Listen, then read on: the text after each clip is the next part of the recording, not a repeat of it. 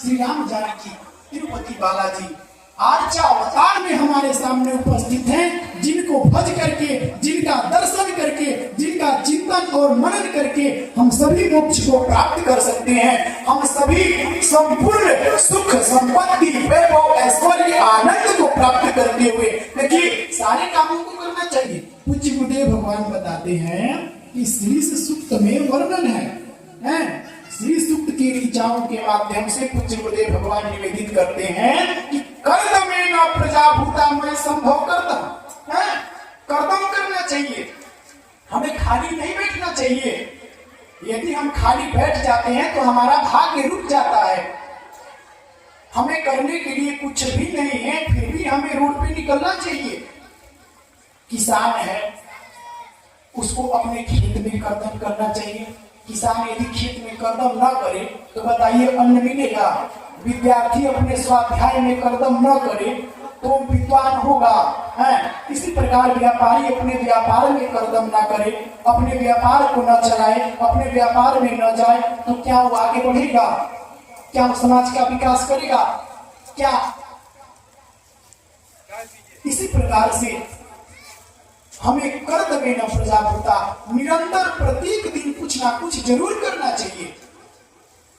पूज्य गुरुदेव भगवान बताते हैं बंधु, इस प्रकार भगवान का जो पांचवा अवतार आर्चावतार है, ये साक्षात आर्चावतार जो कि मंदिरों में विराजमान है, इनका दर्शन करके और इनको प्राप्त कराने वाले कौन है? देखिए लक्ष्मी राज समारंभाम नाथयामन मध्यमाम अस्मदाचार्य पर्यंतम वंदे गुरु परंपरा।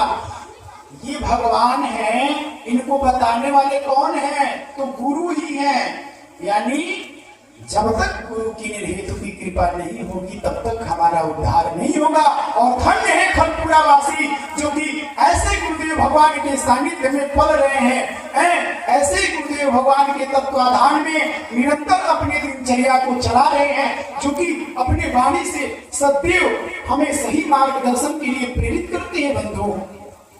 और आर्चा अवतार में भगवान को यहाँ उपस्थित किए, धन्य है स्वामी जी महाराज। तो ऐसे भगवान का जो पांचवा अवतार आर्चावतार बताया गया है बंधु, इस आर्चावतार को हम लोग सरलता और सुलभता से प्राप्त कर सकते हैं। जो प्रारंभ के 4 अवतार हैं, पर, व्यू, विभव और अंतर्यामी, इसको प्राप्त करना कठिन है, लेकिन जो आर्चावतार में भगवान मंदिर में विराजमान है, इनको हम सरलता और सुलभता से प्राप्त कर सकते हैं। इस प्रकार से भगवान के प्राप्ति का साधन बताते हुए आइए भागवत जी में प्रवेश करते हैं। कहा भी गया है कि भाग्योदयेन बहुजन्म समर्चितेन, भाग्योदयेन बहुजन्म समर्चितेन सत्संगम च लभते पुरुषो यदा वे। सत्संग का मतलब क्या है? कल के प्रसंग में निवेदित किए थे हम। कथा का मतलब क्या है? यानी जिस कथा से मानव का आचरण, व्यवहार, कर्म परमात्मा के लिए हो जाए, वही सत्संग है। देखिए, कथा को समझने का प्रयास कीजिए। सत्संग क्या है? यानी भगवान श्रीमन नारायण का चिंतन स्मरण करते हुए सत्कर्मों में जीवन व्यतीत करना, सभी कर्मों को भगवान के चरणों में अर्पित कर देना ही सत्कर्म है। अपने सभी कार्यों को भगवान के चरणों में समर्पित कर देना ही सत्संग यानी कथा है। कथा क्या है? सत्संग क्या है? चीजों को समझिए। यदि एकाग्र होकर के चीजों को समझेंगे तो यहाँ से बहुत कुछ प्राप्त करके ले जाएंगे। हम तो मूर्ख बालक हैं।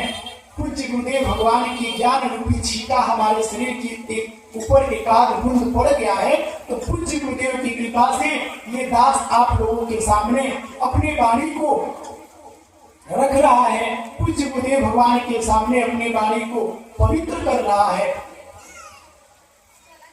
पतितों को पावन है करते दयानिधि। इस प्रकार से इस पतित को पूज्य गुरुदेव भगवान पावन किए हैं, तभी हम आप लोगों के सामने कुछ कह पा रहे हैं। तो सत्संग क्या है? कथा क्या है?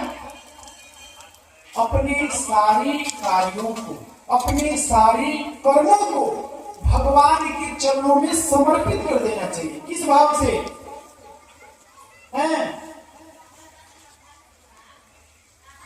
सर्वधर्मान् परित्यज्य मामेकं शरणं व्रज अहं त्वां सर्वपापेभ्यो मोक्षयिष्यामि मा शुचः। सर्वधर्मान् परित्यज्य, सभी धर्मों को, सभी कर्मों को भगवान के चरणों में समर्पित कर दो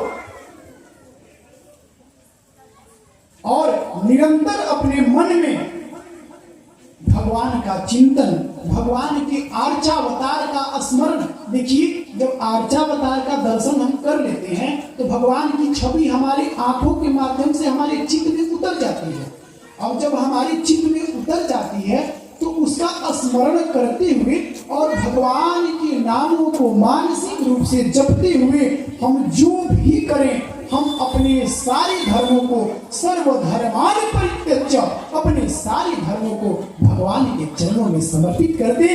इसी को सत्संग कहते हैं।